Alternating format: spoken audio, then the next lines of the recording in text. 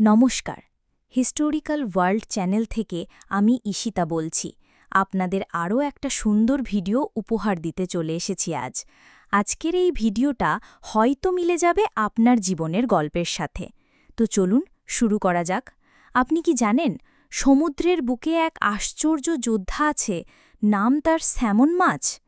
এই মাছের গল্পটা শুধুই একটা মাছের গল্প না, এটা আমাদের মতোই কারো স্বপ্নের গল্প, কারো যুদ্ধের গল্প।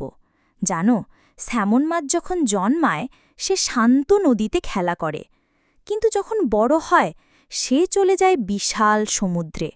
বছরের পর বছর সে সমুদ্রে ঘুরে বেড়ায়।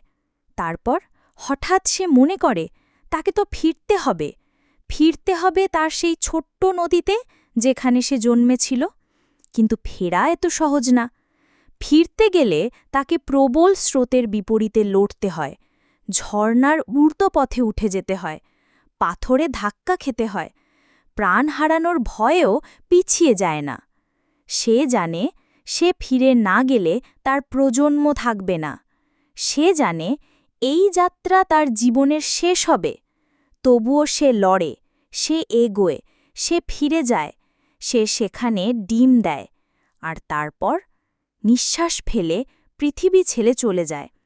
স্যামন মাছ শেখায়, স্বপ্নের পথে কষ্ট আসবেই, বাধা আসবেই। যারা হার মানে না তারাই প্রজন্মের গল্প হয়ে থাকে। আমরা যদি স্বপ্নকে সত্যি করতে চাই, তাহলে স্যামন মাছের মতো উল্টো স্রোতের দিকে হাঁটতে শিখতে হবে। পৃথিবী যখন না বলবে তখনও হ্যাঁ বলতে শিখতে হবে, কারণ বাঁচে সেই যে শেষ পর্যন্ত লড়ে যায়। ধন্যবাদ সবাইকে শেষ পর্যন্ত পাশে থাকার জন্য।